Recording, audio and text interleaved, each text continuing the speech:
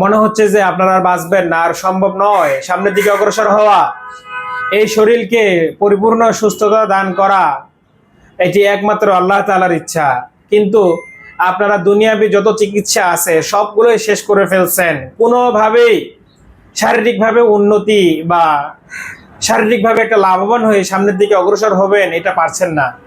আসসালামু আলাইকুম ওয়া রাহমাতুল্লাহ। আমি একটি গুরুত্বপূর্ণ বিষয় নিয়ে আজকের এই ভিডিওটি আপনাদের জন্য উপস্থিত করছি।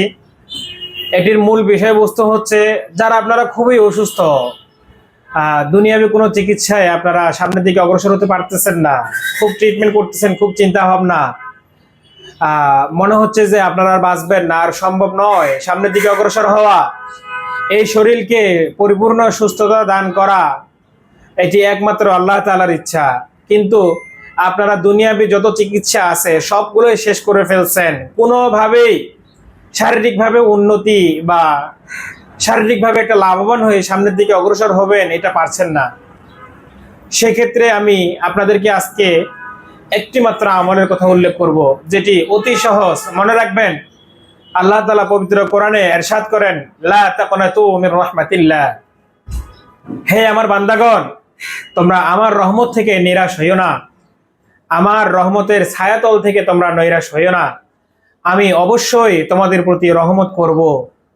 কিন্তু আমাদের এই রহমত পাওয়ার জন্য কি করতে হবে? আমাদের এই রহমত পাওয়ার জন্য আল্লাহ তাআলাকে স্মরণ করতে হবে। আপনার অতি অসুস্থতা, আপনার শারীরিকভাবে অতিরিক্ত ক্ষয়ক্ষতি, অতিরিক্ত টেনশন, অতিরিক্ত পেরেশানি, আপনি আর বাঁচবেন না হয়তোবা এমনটা অনুভব, সেই মুহূর্তে আপনি আল্লাহ তাআলার কাছে গোপনে কিছু ইবাদত করেন।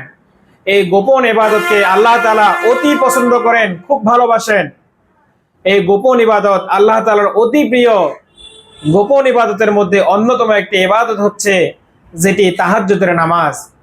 আপনি চাইলে প্রতিদিন তাহাজ্জুদের নামাজ পড়ে আল্লাহ তাআলার কাছে দুই হাত তুলে চোখের পানি ছেড়ে দিয়ে আপনি আল্লাহ তাআলার কাছে চাইতে পারেন। দেখবেন ইনশাআল্লাহ আল্লাহ তাআলা আপনাকে নৈরাশ করবেন না। আল্লাহ তাআলা আপনাকে আপনার যে মূল উদ্দেশ্য, যে উদ্দেশ্য নিয়ে, যে বিষয়বস্তু নিয়ে আল্লাহ তাআলার কাছে আপনি চাইবেন, ইনশাআল্লাহ আল্লাহ তাআলা আপনার এই মূল বিষয়বস্তু, মূল উদ্দেশ্য আপনাকে পূর্ণ করে দিবেন। শুধু অসুস্থতা বলতে কোনো কথা নয়, দুনিয়াবি যত হাজত, যত সমস্যা, যত মুশকিল, আপনি সবগুলো নিয়ে আল্লাহর কাছে দাবি করবেন, আল্লাহর কাছে চাবেন। আল্লাহর কাছে চাওয়া, আল্লাহর কাছে চাবেন, সেটা আপনার হক। আপনি আল্লাহর কাছে চাবেন, অবশ্যই তাহাজ্জুদ গুজারি হয়ে যাবেন, আল্লাহর কাছে চাবেন, ইনশাআল্লাহ আল্লাহ আপনাকে অবশ্যই দান করবেন। মনে রাখবেন, পৃথিবীতে আপনি যার কাছে যা কিছু চাবেন, যদি একজন ব্যক্তির কাছে প্রতিনিয়ত কোনো কিছু চেয়ে থাকেন, সে আপনার প্রতি রাগান্বিত হয়, অথবা মনে মনে হলেও একটু হলেও সংকোচতা তৈরি করে। কিন্তু একমাত্র আল্লাহ তাআলা, যিনি তার বান্দাদেরকে দিতে আগ্রহী, তার বান্দারা তার কাছে চাইলে তিনি দিতে খুশি হন।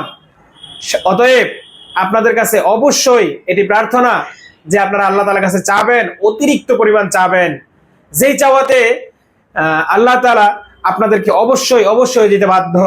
কারণ এটি আল্লাহ তাআলার ওয়াদা, আল্লাহ দিবে আপনাদেরকে। যে আল্লাহ তাআলার কাছে যে চাবে না, আল্লাহ তার প্রতি রাগান্বিত হয়, এটি একটা হাদিস। অতএব আপনারা আল্লাহর কাছে চাবেন, ইনশাআল্লাহ আপনাদের মনের সকল আশা, সকল বিপদ, শারীরিক সমস্ত অশান্তি, অসুস্থতা, অস্থিরতা, ইনশাআল্লাহ সবগুলো দূর হয়ে যাবে এবং ভালো থাকবেন।